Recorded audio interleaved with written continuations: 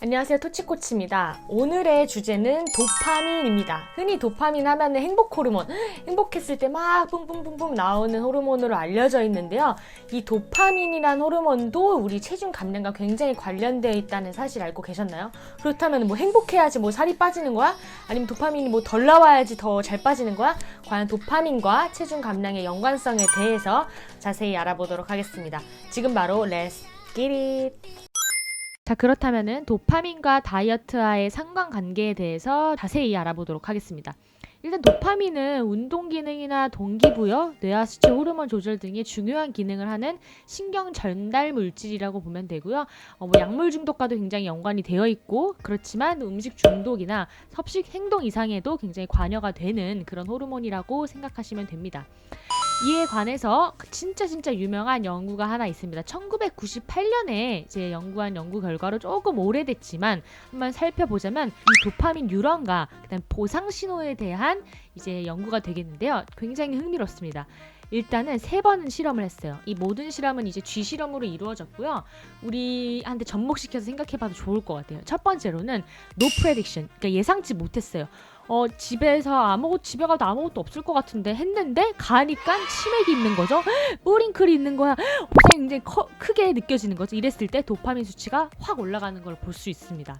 우리도 그렇죠. 그 다음에 두 번째는 집에 뿌링클 시켜놨다 알고 있어요. 집에 뿌링클 시켜놨다고? 하는 순간 이 보상이 확 오겠다라는 예상만으로도 도파민이 확 분비가 됩니다. 그리고 실제 집에 와서 뿌링클을 봤을 때는 처음에 예상치 못했던 것보다는 이제 확 발현이 안 되지만은 어느 정도 발현이 되고, 가장 많이 이제 올라왔을 때는 뿌링클이 있다는 그 사실을 알았을 때죠. 그다음에 마지막에는 이미 리월드를 프레딕티드 예상했어요. 그러니까 집에 뿌링클 있다고 얼른 가서 먹어야지 했는데 가보니까 리월드가 없는 거지. 우리 오빠가 다 먹어놨네? 딱 이런 상황인 거예요. 그러니까 처음에는 역시나 있다라는 걸 음식을 먹지 않아도 이미 이게 예상됐다는 것만으로도 도파민이 엄청나게 확 올라가는데, 보상이 없어버리면은 거의 뭐 도파민이 나오지 않는 수치를 또 확인을 할 수가 있습니다. 그만큼 우리가 꼭 먹지 않아도 그 예측하는 것만으로도 맛있는 거 먹으러 가야지 하는 것만으로도 도파민이 이렇게 분비가 된다라는 거를 발견해낸 연구가 되겠고요. 그렇다면은 이 비만에 있어서 이 보상 기전에 대한 것들을 조금 더 최신 거로 살펴보자면, 이 그림은 이제 푸드, 코카인, 헤로인 거의 비슷하게 이제 가고 있죠. 그래프가. 그러니까 즉 음식에 대한 이 보상의 임계치가, 그러니까 맛있는 음식을 계속 접하게 되는 이 상황에서 이 보상 임계치는 코카인이나 헤로인이 중독된 상황에서의 보상 기전과 굉장히 비슷한 수준을 보인다라는 거를 이제 말해주고 싶은 연구가 되겠고요. 또한 이제 맛있는 음식에 있어서 palatable food, 이게 이제 맛있는 음식이란 건데, 정상적인 체중은 보상을 관장하는 이 선조체 뇌에 있는 거가 잘 활성화가 됩니다. 반면에 overweight, 과체중인 사람은 활성화가 감소되면서 보상이 부족하다고 느끼는 거예요. 계속 갈망하게 되겠죠.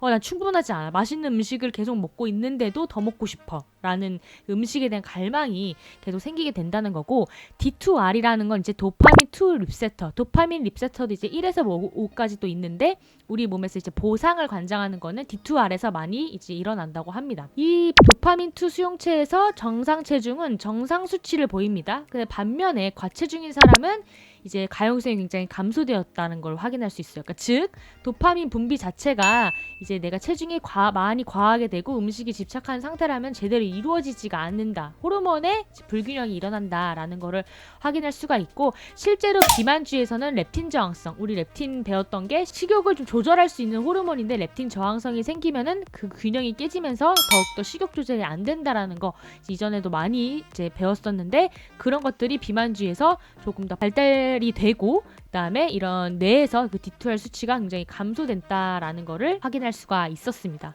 그렇다면은 이 도파민 D2 리셉터에서 어떻게 이 보상도 임계치가 작용이 되는지에 대한 또 다른 이제 실험을 한번 확인해 봤는데요. 세 그룹으로 이제 나눌 수 있습니다. 처원리는 한 번 그냥 주는 거예요. 밥을 딱 먹을 때만 딱 주는 거고, 리스트릭티드는 이제 1시간에 걸쳐 주게 되고요.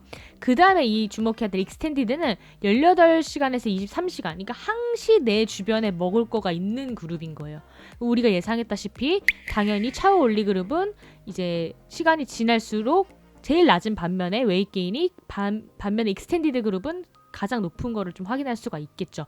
뿐만 아니라 이 보상 인계치도 가면 갈수록 내 주변에 음식이 많은 쥐들이 훨씬 더 보상을 더 받아야 돼, 아직 부족해라는 그 수치가 훨씬 더 높았다라는 얘기입니다. 그러니까 즉 저는 그런 생각을 했어요. 우리가 흔히 그 복지 좋은 회사에 막 간식이 항시구비 되어 있고 이런 회사들 막 있잖아. 되게 좋겠다. 먹는 거 항상 있어. 그래서 처음에 가면 되게 천국일 것 같지만 그렇게 있으면은 또 계속 찾아 먹게 되는 거예요. 특히 더 과자가 저는 좀 그런 것 같아요. 집에 없으면은 굳이 사서 막 과자를 먹지 않은데 식탁에 있으면은 또 책 먹게 돼요. 그러니까 즉 안 보이면 안 먹는데 보이면은 그만큼 계속 찾게 되고 나중에는 더 먹어야 되겠다.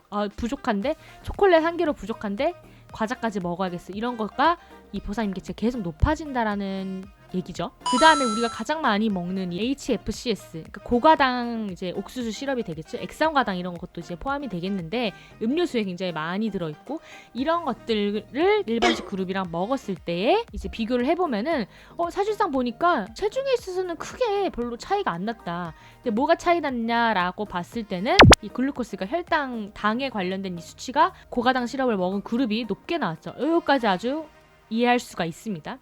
그런데 그걸 넘어서 이 복잡한 그래프는 뭐지? 쉽게 얘기해서 이거는 이제 도파민의 발현, 이 뇌에서 도파민의 발현을 이제 그래프로 나타냈다라고 보시면 됩니다.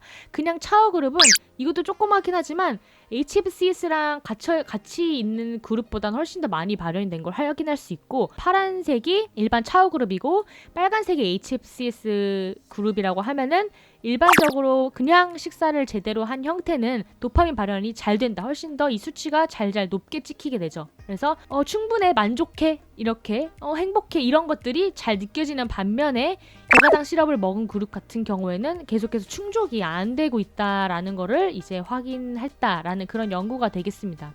그래서 결론적으로 우리가 흔히 요즘에 많이 접하고 있는 고가당 옥수수 시럽을 있는 식단이 단순히 그 자체가 뭐 당이 있어서 살찌는 것도 맞지만은 이런 도파민 수치와도 굉장히 연관이 돼 있다라고 생각하면 될 것 같고요. 그다음에 보상 기전이 더 커지고 음식의 갈망이 더 커지면서 식욕 조절이 안 되고 계속 이제 비만의 길로 가는 거죠. 그렇기 때문에 그렇다면 어떻게 하면 도파민 발현이 잘 되고 식욕 통제가 잘 되게 만들 수 있을까라고 했을 때는 기본적으로 내가 과체중이다 하면 정상 체중으로 만들어야 되겠고요. 그 다음에 이런 고가당 옥수수 시럽처럼 우리 몸에서 도파민의 민감성을 떨어뜨리는 이런 아이들을 피해 주시는 거가 가장 좋겠습니다. 자, 이렇게 해서 이제 도파민과 이제 체중 감량에 대한 것들에 대한 부분을 좀 살펴봤고요. 오늘 하루는 도파민이 잘 뿜뿜할 수 있게 가족들과도 건강한 음식, 재미있는 시간, 행복한 시간 보내면서 식사하시길 바라겠습니다. 빠염!